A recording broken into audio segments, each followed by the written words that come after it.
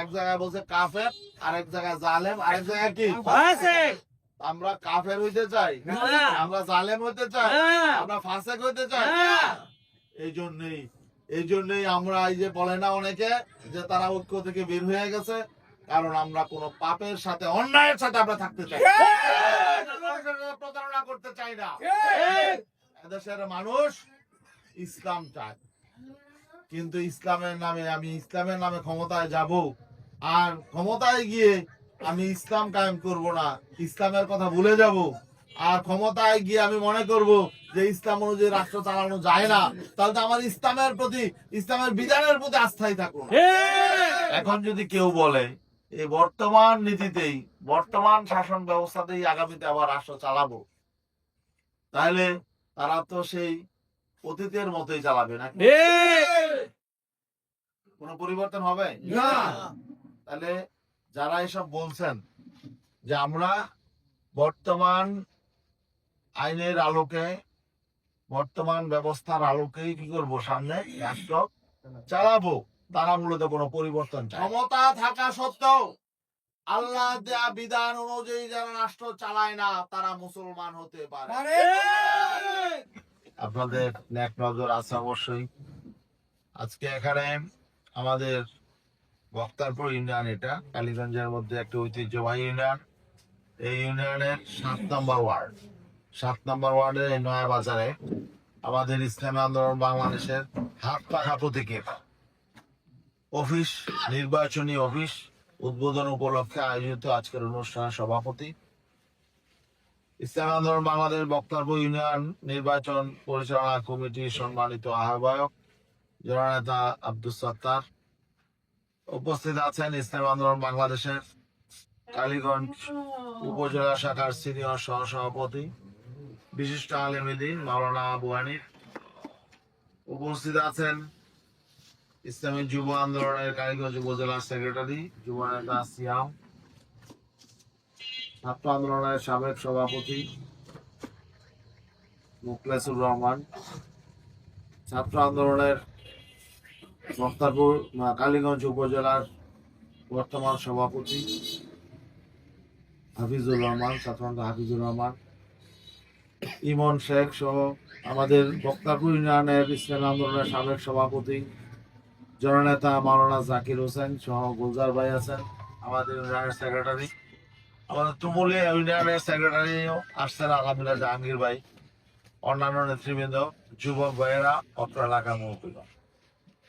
আপনার নেতৃবৃন্দের কথা শুনছিলেন। আমার কথা খুব বেশি না, অল্প কথা। আমি কালীগঞ্জের মানুষকে ভালোবাসি, পুবাইল বাড়িয়ার মানুষদেরকে ভালোবাসি, এবং এই অঞ্চলের মানুষ আমাকে ভালোবাসে। আলহামদুলিল্লাহ।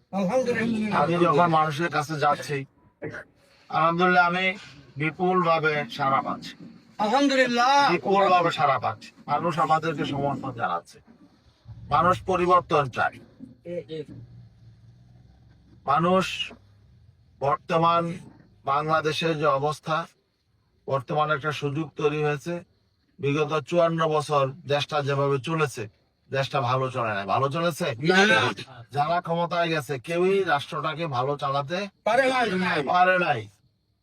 হয়তো চেষ্টা করেছে, কিন্তু দুর্ভাগ্য, আমাদেরও দুর্ভাগ্য, যারা রাষ্ট্র চালিয়েছে তাদেরও দুর্ভাগ্য, তারা ভালো চালাতে পারে নাই। কেন পারে নাই? এর মূল কারণ হলো নীতি। যেই নীতিতে রাষ্ট্র পরিচালনা করেছে, এই নীতিটা ভালো না। এখন যদি কেউ বলে এই বর্তমান নীতিতেই, বর্তমান শাসন ব্যবস্থাতেই আগামীতে আবার রাষ্ট্র চালাবো, তাহলে তারা তো সেই অতীতের মতোই চালাবে না, কোনো পরিবর্তন হবে না। তাহলে যারা এসব বলছেন যে আমরা বর্তমান আইনের আলোকে, বর্তমান ব্যবস্থার আলোকেই কি করবো, সামনে রাষ্ট্র চালাবো, তারা মূলত কোনো পরিবর্তন চায় না। বিগত 54 বছর যেভাবে রাষ্ট্র চলেছে, তারা সেভাবেই রাষ্ট্র চালাতে চায়, অথচ আমরা চাই পরিবর্তন।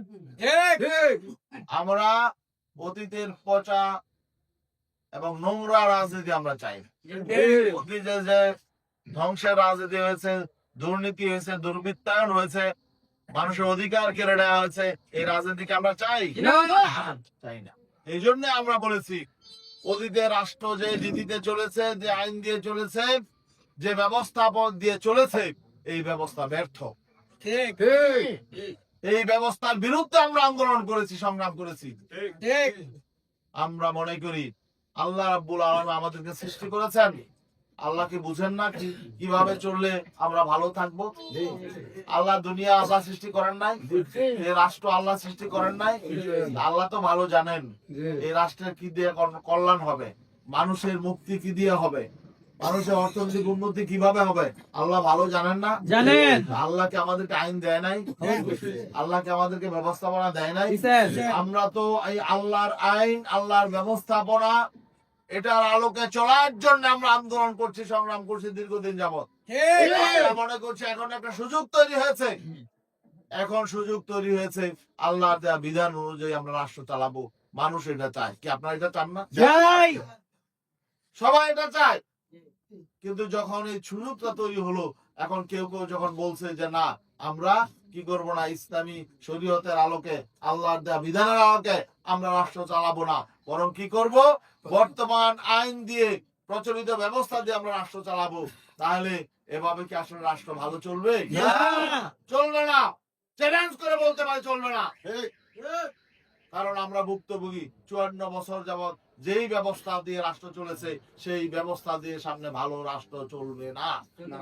এই জন্যই আমাদের নেতা পীর সাহেব চরমনাই তিনি প্রথম শুরু থেকে যে কথা বলেছেন যে আমরা আল্লাহর দেয়া বিধান অনুযায়ী রাষ্ট্র চালাম। আল্লাহর দেয়া বিধান অনুযায়ী সাধ্য থাকা সত্ত্বেও, ক্ষমতা থাকা সত্ত্বেও আল্লাহ দেয়া বিধান অনুযায়ী যারা রাষ্ট্র চালায় না, তারা মুসলমান হতে পারে।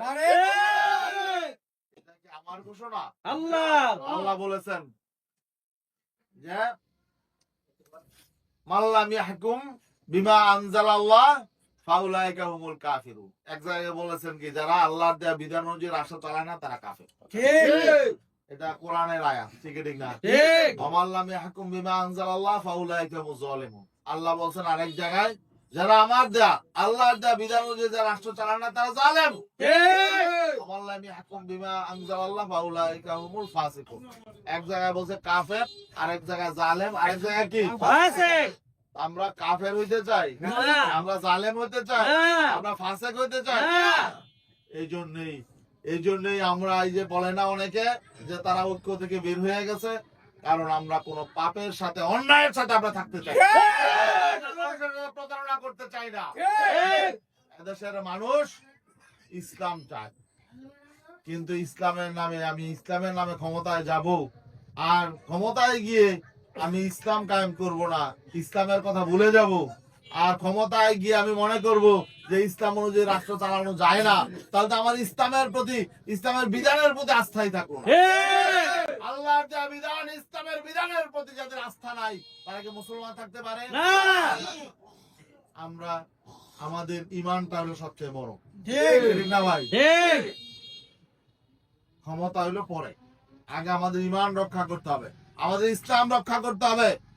মানুষ আমাদেরকে যে কারণে বিশ্বাস করে, আমাদেরকে যে কারণে মানুষ আস্থা রাখে আমাদের উপরে, সেই আস্থায় যায় আগে আমরা ধ্বংস করতে পারি না? পারি না। আপনারা অতএব এই বিষয়গুলো আপনারা ক্লিয়ার করবেন মানুষকে। মানুষ অনেক সময় বিভ্রান্তি ছড়ায়, অনেকে আমাদের ব্যাপারে ষড়যন্ত্র চক্রান্ত করে আমাদেরকে মানুষের সামনে বিতর্কিত ভাবে উপস্থাপন করে। আপনারা সেটা পরিষ্কার করবেন। আজকে আলহামদুলিল্লাহ কালীগঞ্জের মানুষ, গাজীপুর 5-এর মানুষ বুঝতে পারছে আমরা যে সত্যের পক্ষে আছি, আমরা ইসলামের পক্ষে আছি। শুধু সত্য ও ইসলামের পক্ষে নয়, বরং আমরা মানুষের পক্ষে আছি, আমরা দেশের পক্ষে আছি, এটা প্রমাণিত হয়ে গেছে। আমরা স্বার্থের রাজনীতি করি না, আমরা ধান্দার রাজনীতি করি না, আমরা মিথ্যার আশ্রয় নেই না, আমরা ছলনার আশ্রয় নেই না, আমরা প্রতারণার আশ্রয় নেই না। যা বিশ্বাস করি তাই আমরা করি, ঠিক না? আলহামদুলিল্লাহ মানুষ পরিবর্তন চায়। আজকে একটি দল নির্বাচনে নেই, কিন্তু ওই দলের মানুষ তো আছে, সেই দলের বড় বড় নেতারা হয়তো অন্যায় করেছে, কিন্তু গ্রামে গঞ্জে ওই দলের অনেক নিরীহ নেতা কর্মী আছে না? তারা যদি কোনো অন্যায় না করে থাকে, তাদের উপরে যাতে কোনো জুলুম না হয় সেটা আমাদের নিশ্চিত করতে হবে, অন্যায় না হয় নিশ্চিত করতে হবে। আর নির্বাচন অনেকদিন পরে একটা সুষ্ঠু নিরপেক্ষ নির্বাচন আয়োজন চলছে। আমরা চাই নির্বাচনটা যাতে সুষ্ঠু হয়, নিরপেক্ষ হয়, কেউ যাতে ষড়যন্ত্র চক্রান্ত করতে না পারে, কেউ যাতে মানুষকে তাদের ভোটাধিকার থেকে বঞ্চিত করতে না পারে। নির্বাচন সুষ্ঠু হবে, নিরপেক্ষ হবে, এটা আমরা চাই। এখানে আমরা প্রশাসনকে বলবো নিরপেক্ষ থাকার জন্য, সরকারকে বলবো নিরপেক্ষ থাকার জন্য, সকল রাজনৈতিক দলের প্রতি আমাদের অনুরোধ থাকবে আপনারা সবাই দায়িত্বশীল আচরণ করবেন, সবাই যাতে একটা সুষ্ঠু নিরপেক্ষ নির্বাচনের পরিবেশ বজায় থাকে এই জন্য সবাই দায়িত্ব পালন করবেন। আমরা এই দেশটাকে ভালোবাসি, ভালোবাসি না ভাই? এই দেশকে ভালোবাসি। এই দেশ নিয়ে অনেক ষড়যন্ত্র চক্রান্ত হয়েছে কিন্তু মানুষ তা রুখে দিয়েছে। ইনশাআল্লাহ আগামী নির্বাচন নিয়েও হয়তো অনেক ষড়যন্ত্র চক্রান্ত হবে। আমাদেরকে সজাগ থাকতে হবে, সতর্ক থাকতে হবে। আর আমরা যদি ভালো মানুষগুলো ঐক্যবদ্ধ হই তাহলে ইনশাআল্লাহ এখান থেকে ভালো মানুষের প্রতিনিধি হবে। আমি ভালো মানুষ শুধু এটা আমি বলবো না, 7 জন ক্যান্ডিডেট আছে, আপনারা বাছাই করবেন। এই 7 জন ক্যান্ডিডেটের মধ্যে যাকে মনে হয় আপনার ভালো, যাকে মনে হয় সৎ, যে যোগ্য, যাকে মনে হয় আমানতদার, যে দায়িত্ব পালন করতে পারবে, পার্লামেন্টে গিয়ে জাতির জন্য ভূমিকা পালন করতে পারবে, এলাকার জন্য ভূমিকা পালন করতে পারবে, পলিসি মেকিং এ সঠিক ভূমিকা পালন করতে পারবে, আপনারা তাকে ভোট দিবেন, তার পক্ষে আপনারা কাজ করবেন। কারণ এটা আমাদের সুযোগ, এই সুযোগ আমরা হাতছাড়া করতে চাই না। সবাই প্রস্তুত হয়ে যাবেন। এখানে শুধুমাত্র আমাদের দলের ইসলামী আন্দোলনের নেতা কর্মীদের ভোট দিলে তো আর আমরা পাস করতে পারবো না। কি লাগবে? সাধারণ মানুষের ভোট লাগবে। সাধারণ মানুষ ভালো চায়, ভালো জিনিস আমাদের তুলে ধরতে হবে। আমাদের নেতা ভালো, আমাদের নীতি ভালো, আমাদের আদর্শ ভালো, আমাদের কর্মী ভালো, ঠিক না ভাই? এই জন্য আশা করি ইনশাল্লাহ ভালো মানুষগুলো আমাদের পক্ষে থাকবে। তবে আমাদেরকে ভালো মানুষের কাছে যেতে হবে, মানুষের হৃদয় জয় করতে হবে আদর্শের মধ্য দিয়ে, যুক্তির মধ্য দিয়ে। আমরা তর্ক করব না, ঝগড়া করব না, যৌক্তিক বিষয়গুলো আমরা তুলে ধরবো মানুষের সামনে, সত্য বিষয়গুলো আমরা তুলে ধরবো, ইসলামের সৌন্দর্য তুলে ধরবো। ইসলাম কি বর্তমানে অচল? ইসলামী শরিয়া কি অচল? কিন্তু যারা এটাকে আস্থা রাখে না, ইসলামী শরিয়াতে, ইসলামের আইনে যারা আস্থা রাখে না, আমি মনে করব তারা অচল হয়ে যাবে, তাদেরকে আল্লাহ অচল করে দিবে।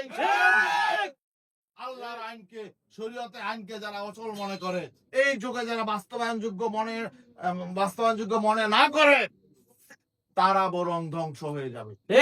আল্লাহর আইন থাকবে, আল্লাহর শরীয়ত থাকবে, ইসলাম থাকবে, এবং আমরা যারা ইসলাম প্রতিষ্ঠার জন্য রাজনীতি করি আমরা টিকে থাকবো ইনশাআল্লাহ। আপনারা কাজ করে যান, দায়িত্ব পালন করে যান।